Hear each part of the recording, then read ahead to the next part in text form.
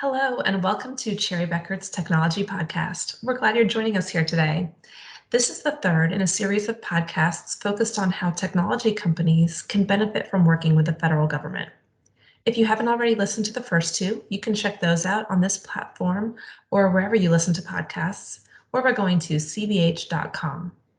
Today, we're joined by Craig Hunter and Eric Poppe, two members of Cherry Bekaert's government contracting group.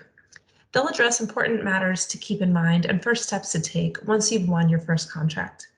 We hope you find the conversation helpful as you navigate working with the federal government for the first time. And now, Craig and Eric. Thanks, Maggie. So following on from the last two podcasts, the next logical step is, okay, so you have a government contract, now what? And to help us address some of these key topics in this area is Eric Poppe, a senior manager in Cherry Bekaert's Government Contracting Services Group. So welcome, Eric. Thanks, Greg. Thanks for having me today. Happy to join. So Eric, as we said, we've got a contract. We know that there's a lot of other issues and compliance matters we need to be concerned of. So kicking right off, what should companies be aware of and doing as they get this first government contract? That's a great question. And to back up a little bit, the GovCon consulting group that I'm part of, we help companies deal with working with the federal government and try to make it a little bit of a smoother transition. So a lot of times, a lot of our clients just started working with the federal government, and they were always on the commercial side, and they just won their first award. So we tackle this question a lot. And the first question that we always ask is, what have you fully read that contract? And people are like, well, yes, of course, we understand the statement of work. We know that we need to make these widgets or provide this software. But then we always ask the follow-up question, well, do you really understand the reporting requirements? Who are the key players? What are some of those compliance requirements? What is really the contract type? And do you understand the nuances that come with that? Because there's a lot of meat in those massive PDF documents that are these contract awards, that is more than just the statement of work, deliverable, your product that you're providing to the government. So we really first ask, do you understand all the terms that come with doing work with the federal government? Because there are a lot, and a lot are incorporated by reference. And to that point, there's a lot of variation between the different types of contract types, and how you accumulate costs, have to report costs, and then end up billing and claiming to the government. Right. You mentioned a good point there, Eric. The contracts, often on a commercial front, the contracts are somewhat less intensive than under government contracting. But the positive side is that it's very clear in terms of almost every step through the process, what each party is bound to and what they have to do. So that's a positive side, albeit that they are enormous contracts and take a long time to work through. Sure. Yep. A lot of them are, total, it could be 2, 3, 4, 5-year contracts. Government's perspective is this is taxpayer money. So all costs need to be reasonable, allocable, and allowable. And there's a lot of meat behind those terms. So there's a lot of scrutiny that comes with this, but the people like working with the government because it's the largest buyer, and they always pay on time. Yeah, and Eric, you mentioned that there's 3 different sort of types of contracts, each of which we're going to go into a bit more detail in terms of the requirements. Would a company have any ability to alter the type of contract that is originally entered into? Because I think knowing that they have some ability to do that would be important, because the ultimate type of contract is going to drive a lot of the follow-on compliance work and matters. That's a good point. The contract type really does drive the level of compliance required and reporting requirements and accounting and system requirements. Typically, no. Typically, the contract type is more dictated in that the solicitation proposal response stage.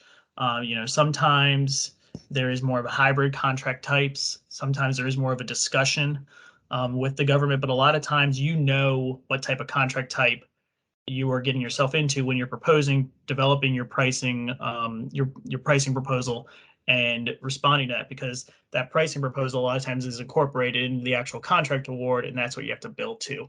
So when we talk about contract types, we really think of three different main buckets. Again, there are hybrids, but fixed price, which is just like what it sounds. It's a fixed price for, say, $100,000, and it's over a year. You divide it by 12, and that's how much you're billing. There, the risk is on the contractor. If you overrun it, if you underrun it, then you have better margins or worse margins. The next is T&M, time and materials. That is typically a labor-based contract, an hourly fixed labor rate per hour that you bill. And then materials are at cost. So that's a T&M. You have X amount of hours. You have these labor rates. You bill at those labor rates for whoever worked for those hours. Cost plus or cost reimbursable is the one that has the most teeth to it for contract type. There the risk is on the government.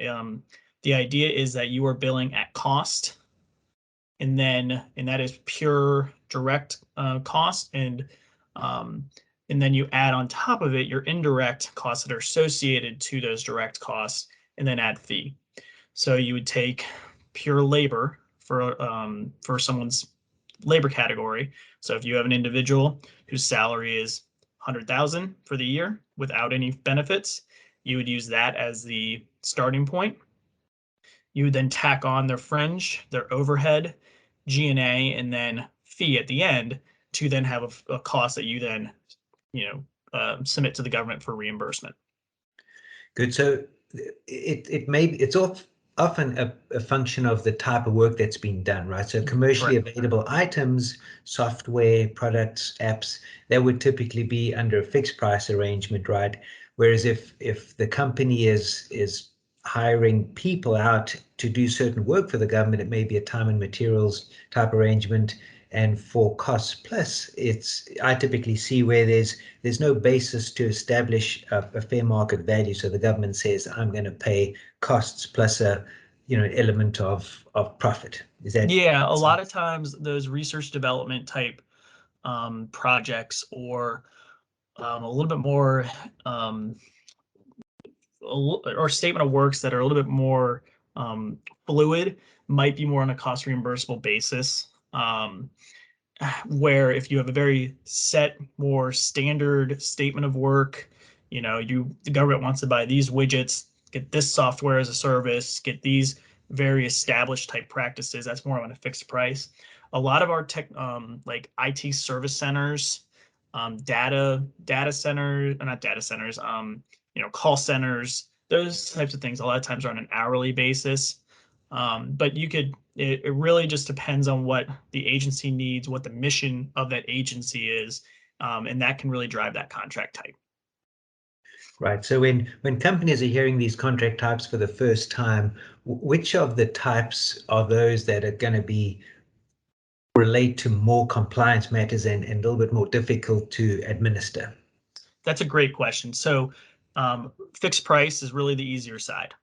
So there really is not as much of a compliance worry there. A lot of companies like fixed price. T&M and cost plus or cost reimbursable is where there's more teeth, more compliance. So there's a lot of companies that are like, we're only doing fixed price work with the federal government because we don't want to deal with the compliance requirements of cost plus or T&M. So cost plus and T&M, you have to do additional submissions. Your accounting system has to be set up in a certain manner to handle those, to handle the collection of costs to be compliant. And I've used this phrase a few times, just really has more teeth to it. There is a little bit more of a hurdle, The nice thing with it though is that you do get reimbursed for all cost. And as you grow as a government contractor, the requirements are still there for that approved accounting system. But if you're starting off in government contracting and you just won your first award, T&M and cost plus are the ones with more compliance hoops that you got to jump through. Good, thank you. So when we're looking at any of this work, a significant element of cost is labor. So when companies are looking at inputting time, Eric, is there any things that they need to be aware of for timekeeping? Yeah, so this is probably the biggest cultural hurdle that a lot of companies that just get into government contracting have to now deal with. Especially in the business environment now, where less and less people are recording time. Timekeeping is a must. If you are doing work with the federal government, you have to record time and have a timekeeping system. It is used for cost accumulation and billing, and allocation of costs within the accounting system from a cost plus and T&M basis. And it is used even from a fixed price standpoint. It's supposed to be, it is the backbone that the government sees as the basis for estimates to be created in the future. So timekeeping is like the one thing that you really can't get out of if you are working with the government. Companies sometimes will even set up different divisions or segments to try to silo off the timekeeping group if they have a culture of not recording time. And this is supposed to be recorded typically on a daily basis. It needs to be kept accurate, and it needs to be for indirect folks as well. So even your project management group, your BD group, your sales, your HR, your recruiting, legal, and general administrative costs, they have to do timekeeping too. So, because that feeds your indirects, your indirect rates. So it's timekeeping is probably the biggest thing that we talk to companies about, of like, yeah, this is the pill you have to swallow. You need to record time, managers need to approve it. You should have proper controls in place of if there's notification for changes. It's probably one of the biggest areas of risk from the government's eyes. Right. And we see there's a lot of timekeeping systems out there that make it easier for companies with built-in controls and levels of approval, and those that can read and sync well with the general ledger accounting system. So Yeah. So it's certainly positive from that front. So Eric, you mentioned accounting systems, and I think that's where we need to stop today, because accounting systems will be a significant part of our next podcast, and that's going to be a significant piece all on itself. So in wrapping up, it seems like there's a lot of factors that companies need to be aware of, but certainly nothing that they cannot move through with some good advice and some good support around them. So Eric, thank you so much. Eric can be contacted at epoppe@cbh.com. And like I said, our next topic is going to be focused on staying compliant with the government, with accounting systems. As we know, dealing with the government is not a once-off, as the contracts could span a number of years. So it's really staying compliant during that time. But remember too, during that time, revenue is coming in multi-years as well. So I look forward to talking with you then. Thanks, everyone.